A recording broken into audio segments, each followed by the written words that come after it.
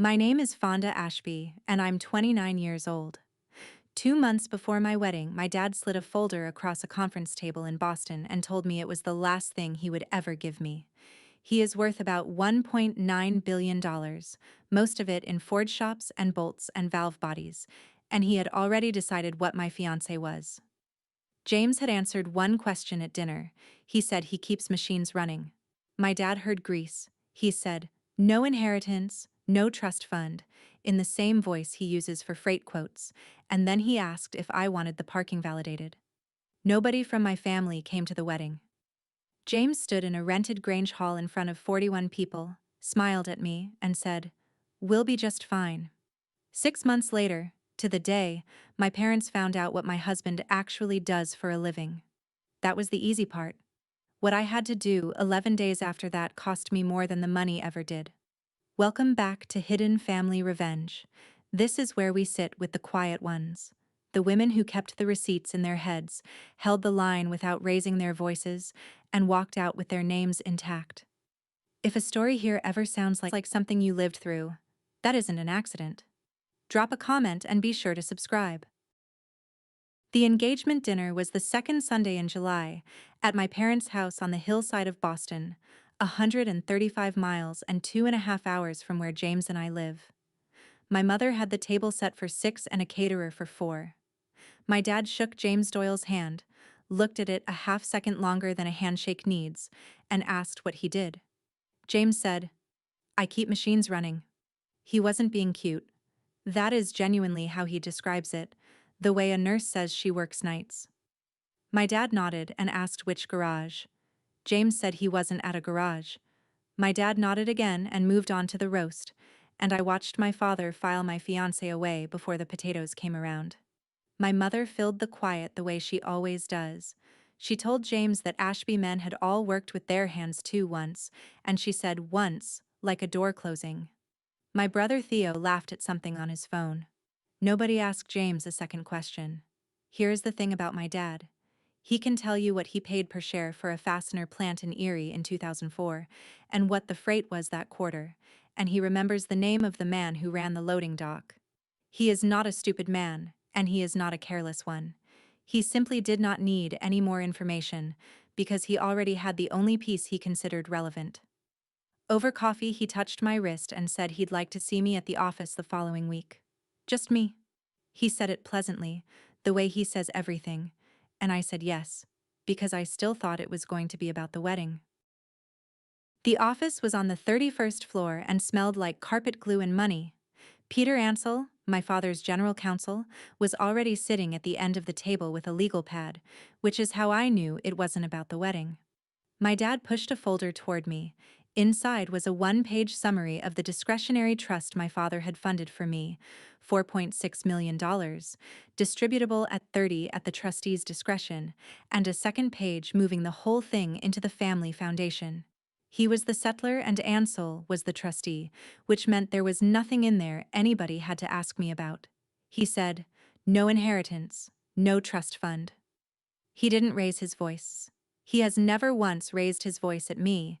He said the word poor only one time in the whole conversation, and he said it kindly, the way you'd describe weather. I asked him if he was going to meet James again, sit down with him, ask him anything at all. My dad capped his pen. He said, "People like that work for people like us." Then he asked Ansel to confirm the foundation transfer date, and Ansel said the paperwork had been drawn on the 29th of June. I did the arithmetic in the elevator. The 29th of June was 2 weeks before the dinner where he shook my husband's hand and asked which garage. He had never intended to ask a question. He had come to that table with the answer already notarized. I carried the folder out past the reception desk with the fresh lilies, and I did not open it again for 2.5 hours, the whole drive west, past the reservoirs, into the hills where the radio stations start to break up. James was in the driveway with the hood up on his truck. He wiped his hands before he touched me. I should tell you what I do, because it is the whole spine of this. I teach welding and manufacturing at Bellamy Falls Regional Technical High School in Berkshire County, in western Massachusetts. 7th year. 12 booths, A plasma table older than most of my students. A fume extraction system that needs 20 minutes to come up to pressure, which is why I unlock the roll-up door at 6:10 every morning instead of 7. 22 kids in the program, 9 of them seniors. In September, the shop smells like hot steel and shielding gas and the coffee I burn in the corner pot. And by June, it smells like the same 3 things plus sunscreen. My best student is Reina Ocampo, 17, who lays a bead so clean the other kids photograph it. My most stubborn is Bryce Tanner, 18, who has never once gotten a thing right on the first attempt and has also never once quit. I buy rod with my own card when the supply line runs dry, which is most Februaries, and I don't tell anybody, because the day you start telling people is the day it becomes a budget line somebody can cut. I kept my last name when I married James. Ashby. In that building, it means nothing. It is just the name on the sign-out sheet and the name kids say wrong for the first 2 weeks. Miss Ashby, and then get right. Nobody in Bellamy Falls has ever connected me to the company that makes the flange bolts in the hardware aisle at the Agway. I liked it that way for 7 years. There was an envelope from the district office on my desk that Monday. I put my coffee on it and taught 4 periods before I opened it. We got married on Saturday, September 20th, 2025, at the Grange Hall on the flat by the river, because it was $90 for the day and it has good light in the afternoon. 41 people. Borrowed chairs from the Methodist church. Raina's mother made the cake and refused to be paid for it, and then complained about the humidity the entire reception because the buttercream was sliding. 2 chairs in the front row stayed empty. I had put the names on them out of some stubbornness I'm not proud of, and my mother-in-law quietly turned the cards face down before the ceremony started, which was the kindest thing anybody did for me that year. My brother Theo drove out from Boston and stayed 20 minutes. He hugged me at the door, said, "You look really happy, Fawn," and apologized with his eyes instead of his mouth, and then his car was gone before the toasts. Somebody's uncle asked James, loud enough for the room, how 2 teachers' salaries were going to work without the in-laws behind them. James is not a fast talker. He waited long enough that the room got uncomfortable. Then he put his hand flat on the table and said, "We'll be just fine." That was all. He didn't explain. He didn't defend. He didn't correct the man about the 2 teachers' salaries part. I found out 3 weeks later that he had paid for the hall and the chairs and the tent rental, with 3 weeks of overtime he had worked in August and never mentioned. He hadn't done it to make a point. He'd done it because the bill came and he had hands. That night we drove back up the hill to a rented house with a half-story and a wood stove, and I stood in the kitchen in my dress and washed the coffee urn, and I remember thinking that I had never in my life felt less like an Ashby, and never once minded it. 6 months later, to the day, that sentence got tested in a way neither of us saw coming. The envelope on my desk had been the schedule for the October budget hearing, and the hearing went the way those things go, which is politely and badly. Enrollment across the district is down. The regional committee was reviewing every Chapter 74 program, which is the state approval that makes a vocational program a real vocational program, and not a hobby with a fire extinguisher. Harlan Voss, our superintendent, is not a villain. He's a tired man with a spreadsheet and 11 towns to answer to. He said welding and manufacturing was in the review group. Review group means 2 years, and then either a merge or a close. I stood up with my folder. 91% placement inside 8 months. Starting wage in this county for a certified kid, $24 an hour with benefits. A waiting list of 11 students for 12 booths. Loretta Pike, who chairs the committee, wrote all of it down, and I could tell she believed me, and I could also tell it wasn't going to matter, because nobody in that room disagreed with me. There just wasn't any money. Afterward, the district's business manager walked me to my car and said something that stuck to me for months, in a nice way at first.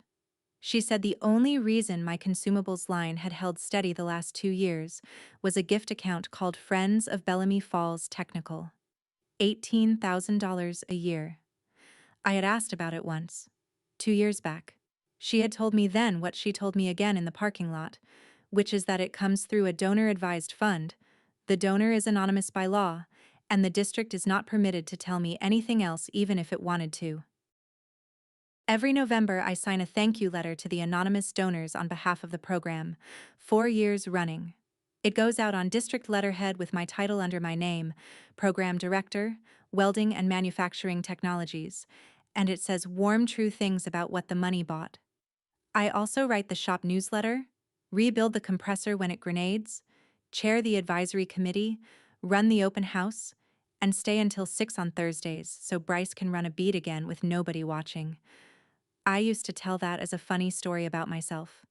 The woman who does everything.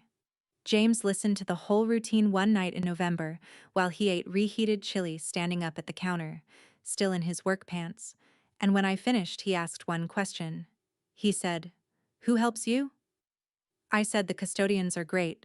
He said that wasn't the question. I said something about how the district is stretched, and he said that wasn't the question either. And then he let it go, because he is not a man who pushes, and went to bed at 9 because he gets up at 4:40. I sat at the kitchen table and got the binder out. 4 letters, 4 years. And every one of them, when I looked at the file properties and the formatting and the little curled apostrophes that my computer doesn't make, had been drafted somewhere else and sent to me to sign. I had never once noticed. 4 Novembers, 4 letters, and I had signed every one of them in the 90 seconds between a fire drill and fifth period, the way you sign a field trip form. It had never occurred to me to wonder who writes a thank you note to a person nobody is allowed to name. I put the binder back on the shelf between the safety inspections and the equipment manuals, and I told myself I would ask the business office about it in the morning, and then a compressor line let go on Tuesday, and I did not ask anybody anything for 8 more weeks. My mother called on a Sunday night in November, which is when she calls, because Sunday night is when a person's defenses are lowest, and Vivian Ashby knows that the way a mechanic knows a bad bearing by sound. She did not tell me to leave my husband. She has never in her life said a sentence that direct. What she proposed was a quiet period. No photographs anywhere public. Don't use the Ashby name at professional things. Just for now. Let it cool off through the winter and we'll all revisit in the spring when your father has had some distance. She said, "I'm only saying this to help you." 3 separate times. And the terrible part is that she believes it, all the way down. She asked about my program the way you ask about a hobby, and I heard myself downplaying it, the way I always do with her, and I hated the sound of my own voice doing it. Then, near the end, she said something offhand while she was looking for her glasses. She said it was probably simpler this way anyway, since your father took your name off the foundation roster in August. I said, "What roster?" She said the junior board. "The one you've been on since you were 25, honey." I had never attended a meeting. I had never seen a document. But my name had apparently been sitting on the letterhead of my family's charitable foundation for 4 years, doing whatever it is a name does when it sits on letterhead. I hung up and stood in the kitchen with the light off. If my name had been on their paper for 4 years, then somewhere out there was a stack of things my name had already agreed to. The gas bill went up in November. Argon and carbon dioxide mix, the shielding gas that keeps the air off the puddle, and the price on it moves like anything else on a truck. At the same time, the district trimmed the consumables line by 15% across all the shops, which is the kind of decision that looks reasonable on paper and lands entirely on the 3rd week of February. I did the math on a napkin at my kitchen table on a Tuesday and figured we'd run dry somewhere around the 4th marking period. So I paid $840 for a pallet of wire out of our checking account and had it delivered to the loading dock on a Friday, and I signed for it myself. And I didn't tell James, because James works 9 and 10-hour days and comes home with slag burns on his forearms and does not need to know that his wife just bought consumables for a public school. I told myself it was a bridge. It was 2 months of instruction for 9 seniors. Here's the part I want you to hear, because it's the part I got wrong for a decade. I was proud of that $840. Not smug about it. Proud. Quietly. The way you're proud of a scar. It was proof that nothing in my classroom had ever come from my father. That was the whole architecture of my life, and I never once inspected it. 2 weeks later, the business manager stopped me in the hallway by the trophy case, friendly as anything, and mentioned that the friend's account was running late this quarter. Not cancelled. Late. She said it happens. She said it had never happened before. My husband gets up at 4:40 in the morning. He is quiet about it, boots in his hand until he's past the bedroom door, and he leaves in a 2011 pickup with a toolbox bolted in the bed and comes home somewhere between 5 and 7 at night. He has a burn scar on his right forearm shaped like the state of Florida, and he'll tell you it was from a bad ceiling job in 2019 if you ask, which almost nobody does. In the evenings, he reads blue softcover manuals, the kind with the binding that cracks, and a stack of code books with tabs sticking out the side. I used to call it his shift. That's the word I used. For a year and a half of knowing him and 6 months of being married to him. His shift. The truth is, I had never been to his work. Not once. He'd offered twice. Both times something came up. And both times the thing that came up was mine. In December, I went out to his truck to get the ice scraper and I opened the center console and found a cigar box. The flat kind, rusted at the hinge from riding around in a truck for years. Inside was a steel hand stamp, heavier than it looked, with a die on the end and a number in it, and a nest of shop rags around it so it wouldn't rattle. Somebody had put a strip of white tape across the lid and written on it in pencil, in James's blocky capitals. It said, "Do not lend." I put it back exactly the way I found it, and closed the console and did not ask him about it, and I want you to notice that, because I noticed it later. In December, my mother invited me to the Foundation's gala, which in our family is not a different word from summoned. James had a night class to proctor. I told him that was fine, and it was. And it was also convenient, because I did not want him in that room. That is a thing I did, and I'm not going to dress it up. The gala was at a hotel with a 2-story lobby and a harpist. I found my place card at table 14, by the service door, where the waiters swing through with the trays and you eat your entire dinner in a small wind. 2 years ago, I had been at table 3. A man at 14 asked me what I did, and then asked which private school, and when I told him it was a regional technical high school, he nodded for a while and said, "Well, somebody's got to do that." He wasn't being cruel. That's what I want you to understand. He was being agreeable. Around 9, my father crossed behind my chair on his way to the podium, put 2 fingers on my shoulder for exactly as long as a man greets a stranger, and said to the person walking with him, without slowing down, "People like that work for people like us." I don't know if he knew I could hear him. I've decided it doesn't matter. On the way out, I passed the donor board on the easel by the coat check and read the whole thing, because I read everything now. Down in the small type, under the Foundation's mark, was a line item, Friends of Bellamy Falls Technical. I sat at table 14 for another 40 minutes, because leaving early would have been a story, and stories cost more than dinners. If you've ever smiled your way through a room that had already priced you, you know what those 40 minutes are worth. Tell me in the comments where you were sitting when it happened to you, and subscribe, because the next part is where I stopped smiling. In January, I had a conference with Reina Ocampo's mother. Mrs. Ocampo cleans rooms at a resort over the New York line and has done it for 19 years, and she came in her work clothes on her lunch break and sat with her hands folded and her back very straight. She wanted Reina moved to the AP track. She said, and I am quoting her because I've thought about it 100 times since, "She is better than this place." I did not argue with her because she is not wrong to want more for her daughter, and because arguing with a mother about her child's future is a thing only a fool does. I put numbers on the table instead. 4 employers inside 40 miles hiring certified people right now. Starting wage. Health insurance at 90 days. The list of what a portable certification is worth over a career. Mrs. Ocampo listened to all of it, and thanked me, and signed the transfer form. And I watched a woman who has cleaned rooms for 19 years decide that her daughter should not touch metal for a living. That is the thing nobody puts in the story. It isn't only rich men in white shirts. It's in the water. It was in that room in a woman's work uniform, and it was in my own mouth when I talked to my mother on the phone, and it will be in yours if you're not careful. The next afternoon, Reina came in during her free block, put her jacket on the bench, and asked if she could stay in the program without her mother knowing for a few weeks while she figured out how to ask again. Then she asked me a question I couldn't answer well. She said, "Miss Ashby, the card at the end, does that work anywhere? Or does it only work here?" The district put out a new grant packet at the end of January. Standard stuff, a compliance binder for the auditors, and on page 9 there was a table of gift accounts with the administering fund listed beside each one. Friends of Bellamy Falls Technical, and beside it, the name of the donor-advised fund that administers it. I knew the name.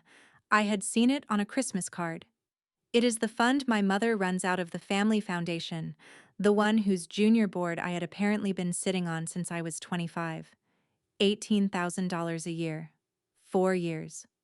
I went down the list of what that had bought and I could name every item, because I had unpacked most of it myself. The rod, the gas, the auto-darkening helmets we bought in a lot of 15. The bench grinder I had believed came from the Alumni Association because that's what the tag said. I want to be clear about something, I had asked.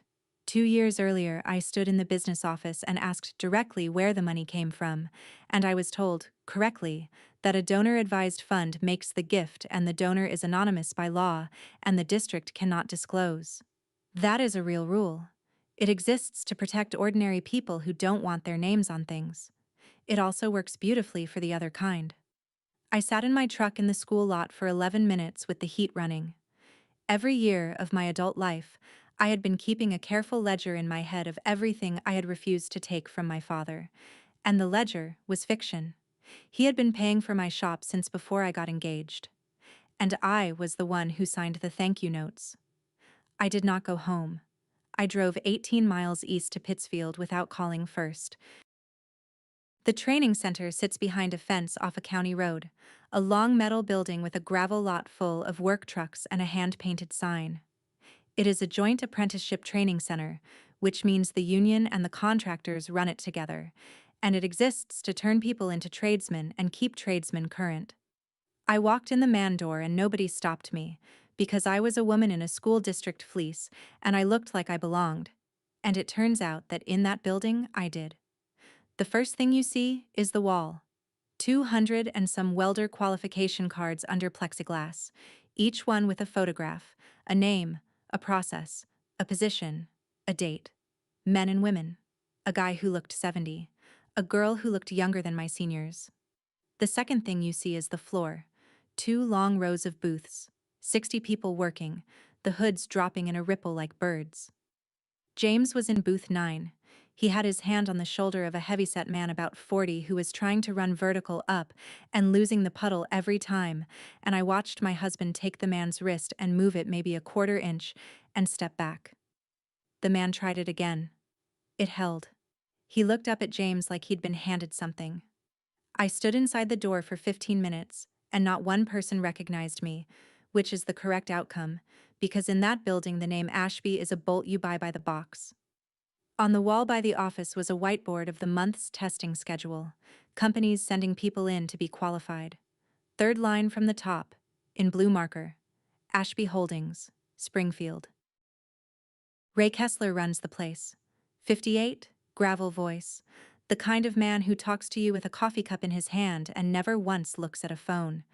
He walked me around because I asked him to, and he explained the whole business like it was the most ordinary thing in the world, which to him, it is. Structural steel that holds weight gets welded to a code, he said. D1.1, the structural welding code. Every welder on that job has to hold a current qualification card for the process and the position. Every procedure has to be written down and qualified, and somebody independent has to sign that it was done and that it was right, that somebody is a certified welding inspector. Ray said James sat for the CWI in 2021, after 10 years in the trade as a millwright, and picked up the educator certification in 2023, which is why he can proctor tests here. He pulled a steel hand stamp out of a drawer to show me, identical to the one in the cigar box in the truck. And he set it in my palm. He said, "That's the whole job right there." I asked him what happens if an inspector ever lends one of those to somebody. Ray laughed once with no humor in it. He said the man loses his certification, loses the work, and every card he ever signed goes into question, so nobody worth anything ever does it, and that's why the tape on your husband says what it says. Then he said the sentence I have thought about every week since. He said, "A signature isn't worth what somebody paid for it. It's worth what happens if you're wrong." On the way out I asked, because I am my father's daughter in the ways I like least, what a man makes doing this. Ray said James cleared $104,000 last year with the overtime. Not rich, just not for sale. I drove home and got the binder out and looked at 4 thank you letters with my signature on the bottom of every one. I wrote to the business office on the first Monday in February. It was 4 sentences. The welding and manufacturing program declines the Friends of Bellamy Falls technical disbursement for the current quarter and going forward. Please remove my name as signatory on donor correspondence. Please direct any questions to me. Thank you. Voss called me within the hour and he was decent about it, which made it worse. He asked if I understood what I was doing. He said there is no line in the district budget that produces $18,000 in February. He said he could maybe find 4. I said I understood. He said, "Fonda, this is a gift with no conditions on it," and I said, "It has one." And he waited for me to say what it was, and I couldn't put it in a sentence yet, so I just said it again. "It has one." I sent the letter. Then I sat in my truck in the lot, and I did not call my husband, because I still had not learned the thing this story is about, and because some part of me wanted to be able to say later that I'd done it entirely alone. That's not strength. I know what it is now. 10 days later, the last cylinder in the rack went light. You can hear it before the gauge tells you, a different sound when you crack the valve. Thinner. Bryce was in booth 6 with his hood up, waiting for me to say something, and I stood there with my hand on the neck of an empty bottle in front of 9 seniors who needed to run test plates in 6 weeks. I told them we'd run layout that day. Nobody complained, which was worse than if they had. Kids in a shop know the difference between a lesson plan and a stall, the way they know the difference between a good bead and a pretty one. And Raina looked at the empty rack on her way out and did not ask me a single question about it, which is how I knew she had already worked it out. By the middle of February, we owed the gas and welding supply house $6,300, and they stopped delivering, which they were entitled to do, and which the man on the phone clearly hated doing. Without shielding gas and wire, there are no test plates. Without test plates in March, there is no certification before graduation, and the next testing window after that lands in the second week of June, which is 4 days before those kids walk. I ran drills, I ran layout, fit up, code reading, print reading, everything you can teach a welder without letting him weld, which is a lot more than people think, and a lot less than enough. Bryce came up to my desk on a Thursday, and Bryce does not ask for things. He asked, very quietly, if he was going to make it. I told him the truth, which was that I didn't know. That night, James came home late and there were 2 cylinders in the bed of the truck. He didn't make a speech about it. He said the center had spares and he'd sign them out. I said thank you, and I meant it, and I slept better than I had in a week. At 5 in the morning, I heard the tailgate. He was putting them back in.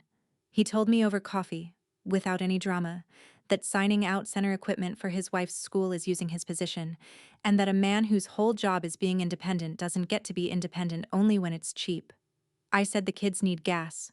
He said, "I know. Not like that." Then he drove them back before his first class, and I sat at the table and thought about a strip of tape on a cigar box. My father called me on the 26th of February, which was the first time I had heard his voice in 5 months. He did not mention the wedding. He did not ask about James. He said, "I understand you're out of gas." And he let that sit. And I did not ask how he knew, because there are maybe 9 people in that district who could have told him, and I did not want to know which one it was. He asked what the program actually needed, in numbers, and when I told him, he made a sound like a man writing it down. Then he said, "Come to the office, bring your figures." I said I'd think about it. He said Tuesday at 10, and hung up, because he has never in his life ended a call by agreeing to something. I drove the 135 miles on Tuesday. I want to be honest about why. It was not curiosity, and it was not weakness. It was Bryce Tanner standing at my desk asking if he was going to make it. There is a version of me that would have stayed home on principle and let 9 kids miss a window, and I have met that woman at conferences, and I do not want to be her. Ansel was in the room again. My father called me Miss Ashby in front of him, twice, and I understood that the name was being used as a tool in front of a witness. On the table was a bound proposal, 3/4 of an inch thick, with a title page. The title page did not have the name of my program on it. It had a different name entirely, and I read it upside down while my father poured the coffee himself, which he does when he wants you to notice that he is being generous. The proposal was for the Ashby Center for Advanced Manufacturing, $2.4 million from the Family Foundation to the Regional District, 18 new booths, a metrology room with a coordinate measuring machine, 2 additional instructors, salary underwritten for 6 years, a ventilation system built this century. I sat there and read it and my hands got cold, because it was not a bribe. It was the thing I had been begging 11 towns for since I was 23, and it was better than anything I could have written myself. Then I got to the conditions page. There were 3. 1. The advisory board for the new center would be appointed by the foundation. 2. The district would retire its articulation agreement with the Joint Apprenticeship Training Center in Pittsfield and replace it with an Ashby Scholars Pathway, placing graduates directly into Ashby Holdings plants. 3. The name director of the center would be Fonda Ashby, who would appear at the dedication. I read Condition 2 4 times. An articulation agreement is a boring document. All it does is make the hours and the certification a kid earns in my shop count somewhere else, at a real apprenticeship, on a real card, with a real number on it. Retire the agreement and my seniors still get trained. They just get trained into one company's system, and their card works exactly as far as that company's fence. I heard Raina's voice in my free block. Does that work anywhere, or does it only work here? Ansel slid one more page across, very politely, the way he does everything. It was a draft endorsement letter for the district's press release. It had a quotation in it already, attributed to me, about my family's lifelong commitment to the trades. There was a signature line under it with my name typed beneath. I didn't tear anything up. I want that on the record, because the movie version of me makes a speech in that conference room, and the real version drove home and sat with it for 3 days. On Friday the 6th of March, I took a pen and drew a line through my name on the signature block, and I wrote 4 sentences to Harlan Voss and Loretta Pike, copying Peter Ansel. I will not serve as named director of the proposed center. I will not sign the endorsement letter, and no quotation should be attributed to me. The committee should evaluate the gift entirely on its own merits, without regard to my position. My objection is to Condition 2, which I will address in public comment. Then I hit send, and the noise in my head stopped for about 90 seconds, and after that, it got very loud again. My mother called 17 minutes later. She had clearly been handed the email while it was still warm. She did not yell, because she never yells. She said I had embarrassed my father in front of his own counsel. She said the family had built something over 3 generations, and I was treating it like a coupon I could decline. And then she said the sentence I still hear when I can't sleep. She said, "You've made yourself very small, and you did it in public." I sat in my truck in the school lot with the phone dark in my hand. And then I did a thing I had never done. In the entire 7 years I had been running that shop by myself. I called my husband in the middle of a workday and told him I was in trouble and asked him what to do. He was in a stairwell somewhere with the acoustics of a stairwell. He didn't tell me I'd been brave, and he didn't tell me I'd been reckless. He asked me what the kids actually need in order to be certified in June, and made me say it out loud in order. And then he said, "Okay, that's a list. Lists are doable." I wrote it on the back of a purchase order in the truck. There were 7 items on it. 6 of them required me to ask somebody for something. My father asked me to drive out to Springfield the following Thursday, 55 miles down the valley, to the Ford shop that was the first thing he ever bought. I went. I'm still not sure why, except that he asked instead of instructing, and he had not done that in a long time. He walked me down a hallway by the time clock where the photographs are. There is one from 1971 of a crew standing in front of a 500-ton press, and my father put his finger on a thin man in the second row and said, "That's my father." I knew the face from exactly one picture at home. Then he told me the part I had never heard. In February of that year, the man caught his hand in a die and lost 3 fingers, and he was back on the floor as a die setter in 7 weeks, and he worked 20 more years with that hand because the alternative was nothing. My dad was 11. He said he was standing at the door at the end of the hallway, right there, and he pointed. When he heard the press cycle and heard the men start yelling, he said it very evenly. He is not a man who performs feeling. For about 90 seconds in that hallway, I loved my father the way I did when I was 6. Then he took his hand off the glass and said, "I climbed out of that so my children wouldn't have to climb back in." I said, "James is not climbing into anything. He's the man who says whether the press is safe." My father said, "That's what they told my father too." And that was it. He didn't change. He explained. Those are different things, and I had spent 29 years confusing them. On the drive home, I realized he had never once, not that day, not any day, asked me what my husband actually does. On the 17th of March, the district put out its notice for the special meeting, and the foundation put out a photograph. It ran in the county paper on page 3. My brother Theo, 26 years old, in a clean canvas jacket that had never been near a grinder, standing in front of booth 4 in my shop, in my building, on a Tuesday when I was at a curriculum meeting in another town and nobody thought to tell me. He texted me that night. He said, "It's just a photo, Fawn." And that's the thing about Theo. He isn't cruel. He has simply never in his life had to find out what his own signature is worth, because nothing has ever been at stake on the other end of it. He'd stand for a picture. He'd stand for the other side's picture too, if the other side had a photographer and my mother had asked him nicely. I looked at that photo for a long time. My brother posed in front of a machine he cannot turn on, and I understood that there was nobody left inside my family who was going to say a word for me. I had been counting on him without admitting it, not to fight anybody. Just to be somewhere in the room and be slightly on my side, the way he was for 20 minutes at my wedding. That was the last piece of scaffolding, and it came down in a newspaper on a Tuesday.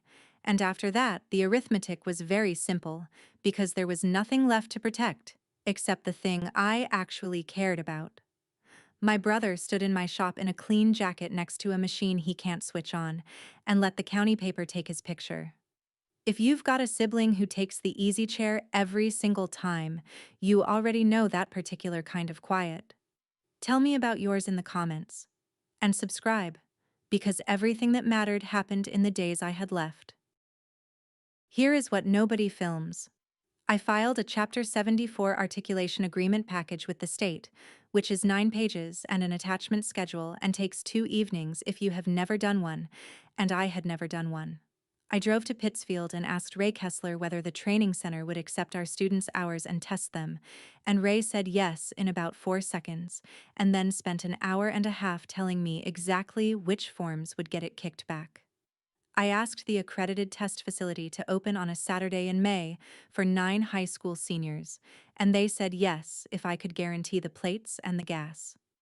I drove to 4 employers inside 40 miles, a bridge fabricator, a paper mill, a valve shop, a company that builds sap evaporators, and asked each of them for a letter saying they would interview certified graduates. All 4 wrote one. The Alumni Association put in $1,100. The local union hall put in $2,500 and would not let me thank them formally because they said it would look like recruiting. The District Teachers Association voted $2,000 out of its own hardship fund. 2 retired shop teachers sent checks. Bryce Tanner's grandmother sent $40 in an envelope with no note. It came to $6,300 and change, and I stood in the supply house parking lot and cried exactly once for about a minute, and then went in and paid the account. Every single one of those things required me to ask a human being for help, out loud, which I had spent my adult life arranging never to do. James did the opposite. He wrote a one-page recusal letter to Ray removing himself from anything involving my district and anything involving Ashby Holdings, and he filed it before anybody asked him to, and he did not tell me until it was done. Ray asked me one question at the door. He said, "Who's going to say all this at the meeting?" On Friday the 20th of March, 6 months to the day after I got married in a Grange Hall, the valve body line in Springfield stopped. It wasn't a fire or a lawsuit or anything with a siren. A third-party audit found that 40 welders on that line were carrying qualification cards with no continuity records behind them, which means that on paper the qualifications had lapsed, which means the welds could not be certified, which means the parts could not ship. 40 men and women had to be requalified before a delivery date in May. There is exactly one accredited test facility within a workable radius that can put 40 people through in that window, and it is a metal building behind a fence off a county road in Pittsfield. The scheduling sheet came over to Springfield on a Friday afternoon. It listed the facility, the dates, the processes, and the examiner assigned. J. Doyle, CWI. My mother saw it first, because she was at the office that day for a foundation meeting, and she read it out loud before she understood what she was reading. My father took the paper from her. My brother told me later that neither of them said anything for a long time, not because their son-in-law turned out to be rich. He isn't. He makes $104,000 a year and drives a truck with 190,000 miles on it. They went quiet because 40 of their welders and one delivery date, and about $11 million of valve bodies were all sitting behind a signature belonging to the man my father had called poor at his own dinner table. James recused himself the same afternoon, in writing, before anyone from my family called anybody. The center assigned a different examiner. No favors, no leverage, nobody punished. That evening, my father called me for the second time in 6 months and asked me a question he had never once asked. He said, "What exactly does your husband do?" He tried to buy him first. Of course he did. That's not an insult. It's a description of the only tool he trusts. On the 24th of March, my father offered James a position in-house at Ashby Holdings, corporate director of welding quality, 3 times what he makes now, a vehicle, and a title with the word chief, available in 2 years. James took the call in the driveway with the tailgate down, and I stood in the kitchen window and watched him listen for a long time, because he does listen. Then he said the only sentence he said in the whole conversation that I could hear through the glass. He said, "Then my signature would be worth what you paid for it." My father did not understand that as a refusal. He understood it as an opening position. He called back twice that week. Here's what I've come to believe about men like my father. It isn't that they think everything is for sale. It's that they have genuinely never met a thing that wasn't. So when they run into one, they assume they haven't found the price yet. He couldn't find James's. So he came back around to the daughter because he had been finding my price my whole life without ever having to name it out loud. And this time, he named it. He called on the 29th. He said he'd be at the meeting on Tuesday. He said if I would stand with the gift, he would say something in that room he had never said anywhere. And then he told me exactly what he was willing to say out loud about my husband, in front of my colleagues and my students and their parents. And I understood, finally and completely, what my father thought I was worth. The special meeting of the Regional School Committee was Tuesday the 31st of March, 6:30 in the evening, in the district office meeting room, which has industrial carpet, 7 rows of stacking chairs, a microphone that pops, and a clock on the wall that somebody has to reset every spring. 60 people came. That room has never held 60 people for anything except a redistricting fight. My colleagues came. Parents came. Raina came with her mother, who did not look at me when they sat down. Bryce came in his work boots and sat by the door like he might have to leave. Ray Kessler drove 18 miles and stood at the back with his arms crossed. 2 reporters from the county paper, Theo, in the second row, on his phone. James sat in the last row on the aisle and did not take his jacket off.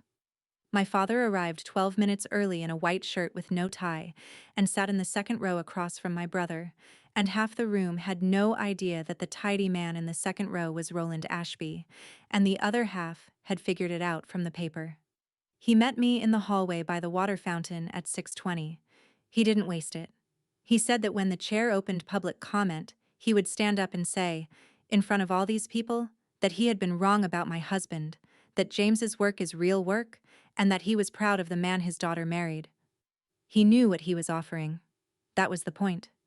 I had wanted to hear that sentence since I was 23 years old, and he had known that the entire time, and he had kept it in a drawer for 6 years, and now here it was on the table with a price tag on it. He said, "All you have to do is stand with the gift." Then Loretta Pike tapped the microphone twice and called the meeting to order. Public comment is 3 minutes. There's a little digital timer on the table that turns yellow at 30 seconds, and I have watched grown men lose their minds at that timer. I want to tell you I was calm. I was not calm. I was steady, which is a different thing, and the only thing available to me. I said my name for the record, and the room went quieter than it had been all night. First, I said that my father had made me an offer in the hallway 20 minutes ago, and that I was declining it. And I did not repeat what it was, because it was not the committee's business and because saying it out loud in that room would have made it a weapon, and it was already sad enough. An apology with a condition on it isn't an apology, it's an invoice. And if I took that one tonight, in that room, I would be the person who sold the truth back to the man who had spent 6 years denying it. And every kid in that shop would have watched me do it. Second, I withdrew my name from the gift agreement in full. I told the committee they should evaluate $2.4 million on its merits, that I had no standing to tell 11 towns to turn down a building, and that I would not be its director and would not appear at any dedication. They could have the money, they could not have my face on it. Third, I put a folder on the table, the articulation package, filed with the state on the 19th. Letters from 4 employers. A Saturday test date in May at an accredited facility, because the next regular window is 4 days before graduation, and I was not gambling 9 kids on it. $6,300 of gas and wire already paid for by an alumni association, a union hall, a teachers association hardship fund, 2 retired shop teachers and a grandmother in Dalton. And I asked the committee to sever Condition 2 from the vote and keep the articulation agreement, because it costs the district nothing, not $1. And because it is the only reason a card my students earn in that shop is worth anything past our own parking lot. Then I said the last thing, and I said it to the committee and not to him, and it came out flatter than I expected. I said, "Your name goes on the building. It doesn't go on them." My father stood up before the chair recognized him and spoke louder in that room than I have heard him speak in my entire life. Loretta Pike asked him twice to sit down. He sat down, and that was the whole thing. It took less than 3 minutes, and it was the most expensive thing I have ever done. Ray Kessler used his 30 seconds to confirm, for the record, that the training center had signed and would honor the agreement whether or not the district took the gift. Then the committee talked for 50 minutes about liability and square footage, and whether the new building would need its own bus loop. That is what these rooms are actually like. There is no music. Loretta Pike moved to sever Condition 2 from the main motion, because as she said it in her flat committee voice, the agreement is free, and the district has never in its history voted down free. That carried unanimously. Peter Ansel stepped into the hallway for 4 minutes, and came back and said the foundation had no objection, which told me everything about what that condition had actually been worth, because pulling $2.4 million off a table in front of 2 reporters costs a family more than an articulation agreement ever could. Then they voted on the gift. 7-2. Accept. I sat in the 4th row with my hands in my lap and watched a $2.4 million building get approved, and it was the correct decision, and I would have voted for it too. Here is what it cost. The foundation's advisory board appoints the director of the new center. I had told them in writing, twice, that it would not be me, and organizations take you at your word about the things that are inconvenient for them. So the 18 booths are not mine. The metrology room is not mine. The building going up across that parking lot has my family's name on it, and I will never teach a class in it. I keep 12 booths, a plasma table from 2009, and a fume system that takes 20 minutes to come up. Voss caught me by the coat rack afterward. He is not a bad man, and he did not pretend. He said, I have to keep the lights on, Fonda. I said, I know, he said. For what it's worth, you were right about condition 2. I said that it's worth something, and I meant it, and it doesn't pay for anything.